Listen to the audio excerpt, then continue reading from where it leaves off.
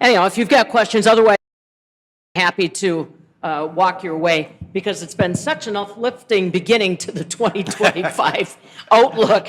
I think I'm going to tell them to plow up my winter wheat that I had to rely on from last year's wonderful growth season. I spoke at the WABA Classic earlier this, I guess last week now, up in the Dells. Quiet after we got done presenting. This is a somber year for the grain farmers, especially here in the state. That's why I left this up with that's just balancing sustainability and innovation. I think that's important to really think about. And it's a lot of times doing lots of little things is going to be more important than trying to do one big thing that's change your operation. Of everything will help. What do you call sustainability, though? Is that tie a knot and hang on until next year? What is the sustainability definition that you're using there? I'll get to that in a sec. I will answer. Economic sustainability is what we're thinking about, but also there's other aspects of sustainability. But then margins are going to put three groups of farmers at risk, and one is those that are highly leveraged, have a lot of debt. You got to make debt payments no matter what the markets do. If you have a lot of debt payments, it adds up. Lots of rented land. Landlords like the rent. And the last one is sort of your sustainability thing. Older farmers who don't have an heir. Wait, someone wants to take over the operation. I think they're like, I can't wait for the next time the prices go up. This isn't economically sustainable for my place in my career trajectory where I'm at. So low crop prices, do you see more production coming out of the market? Guys just saying we're not going to plant? And is it how in Wisconsin versus other places nationally where there's other crops to go into? What's kind of the outlook on that? It's a little more out of my area, but I think I would ask John and Brenda this. Well, John, but Brenda would know some as well. A lot of the upper Midwest, we're going to plant corn and soybeans. We generally are locked in these corn and soybean rotations.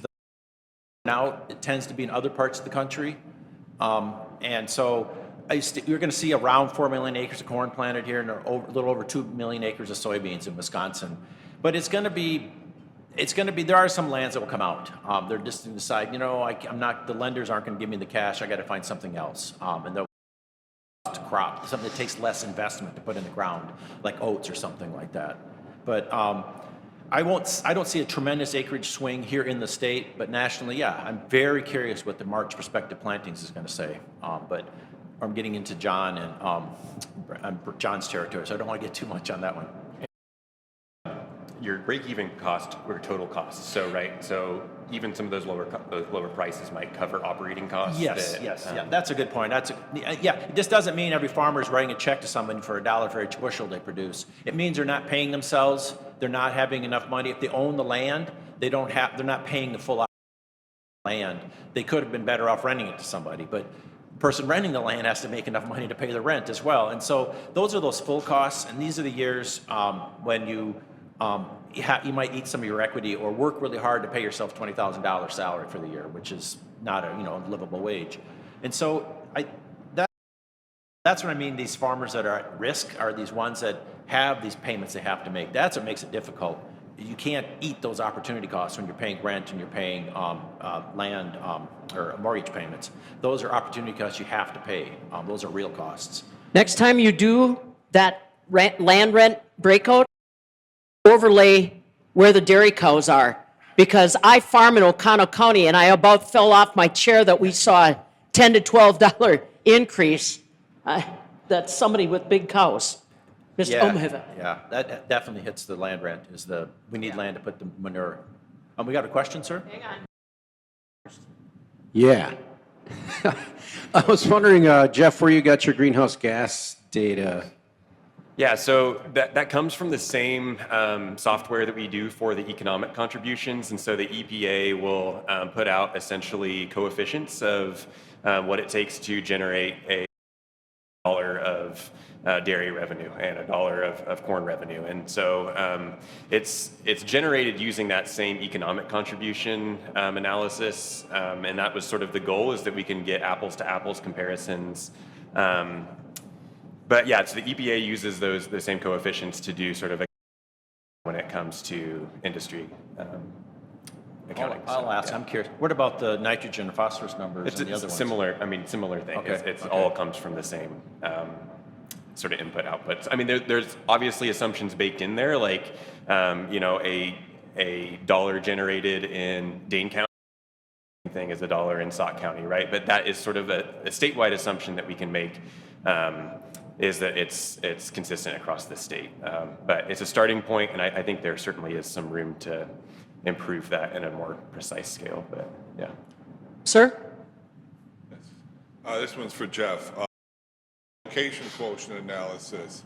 Can you talk about the variables that you looked at in that? Is that employment? Is that companies? Is that revenue, a blended? What is that? Yeah, so it takes into account the multiplier effect, which is that direct, indirect, and induced effect. It takes into account inputs that are required to go into to produce a certain product, and so it essentially gives you like how integrated are those industries within that state to the extent that they can be economic clusters and that they can build off of each other. But it takes into account employment and where are the other industries located that they rely on, that's what it takes into account. I had a question for Jeff about the environmental impact indicators and its relationship to the economic contributions of the economy. So do you have like longer term trends in terms of how the economic contributions relate to the environmental impact? And also maybe how does Wisconsin compare to other states in that ratio? Yeah, so we don't have longer term trends for the environmental impacts. This was the first time able to do that, and that was the first time that this was available. At a big picture federal perspective, the effort and motivation to include that this time around was in part due to a emphasis on natural capital accounting from the federal perspective, that we have measures like GDP, but we don't have account for sort of natural resource consumption that is required to generate that GDP, right? And so that was a big part of the Biden administration, was creating values and metrics to get a sense of our environmental resources.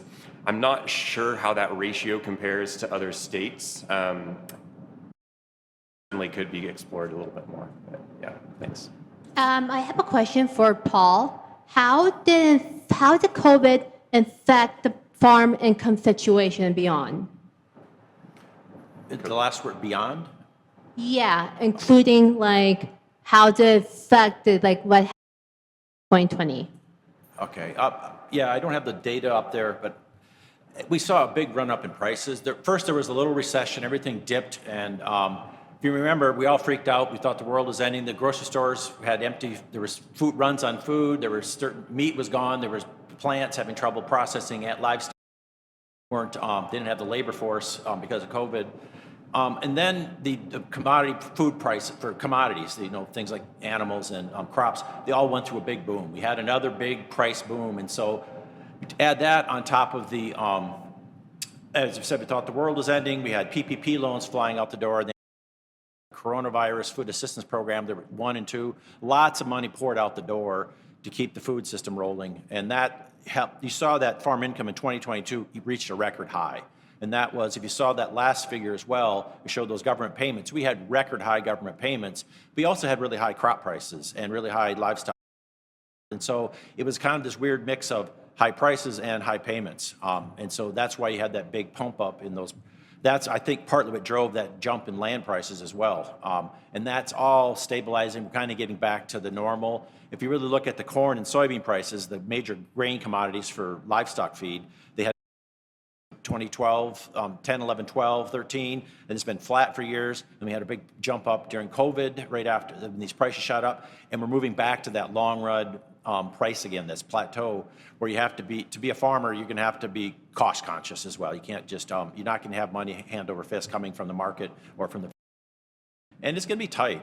But those averages I put up are, I always remind myself, those are averages. There's plenty of farmers who make money during those times. I think the best I heard was about one third make money no matter what's going on, 1/3 break even, and 1/3 lose money. Other people have like 20%, 1/5, 1/5. even in these tight times like this, some farmers are going to be making money. There's a huge, wide distribution in that cost of production. That's the average break even. That's not every farmer's break even. That's one of those things we emphasize in these tools is what is your break even cost? It's not the average break even cost that matters. It's just like, what your cholesterol level. It doesn't matter what the average cholesterol level is for a 50-year-old man. It's what yours is. Okay. Don't start talking about BMI, please. All right, on that note, thank you very much for the questions. We'll take our first break.